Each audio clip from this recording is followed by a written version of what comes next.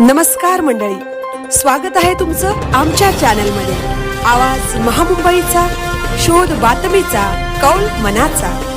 चला तर मग आमचे चॅनल लाईक करा, शेअर करा आणि सबस्क्राइब करा।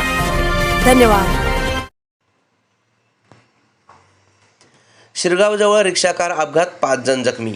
शिरगाव गावच्या हद्दीत महाड दापोली राज्य मार्गावरील अवघड वळणावर वॅगनर कार आणि रिक्षा यांच्यात समोरासमोर धडक होऊन 5 जण जखमी झाले आहेत।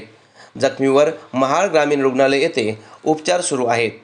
महाड दापोली राज्य मार्गावर शिरगाव गावच्या हद्दीत MH06 AZ 8240 क्रमांकाची वॅगनर कार दापोलीकडून महाडकडे येत होती। त्याचवेळी महाडकडून आंबिवली गावाकडे जाणारी MH12 SK 4998 क्रमांकाची रिक्षा अवघड वळणावर आली असता दोन्ही वाहनांची समोरासमोर जोरदार धडक झाली।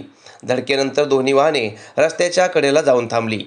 या अपघातात रिक्षामधून प्रवास करणारे मनीष सचिन वाजे राहणार आंबिवली तालुका महाड आणि रुचिता गायकर राहणार आंबिवली हे दोघे जखमी झाले। तसेच वॅगनर कारमधील अमोल रमेश पवार राहणार महाड, रमेश बाबू पवार राहणार महाड आणि नागेंद्र नागदेव प्रसाद राहणार करंजखोल महाड हे तिघे जखमी झाले आहेत।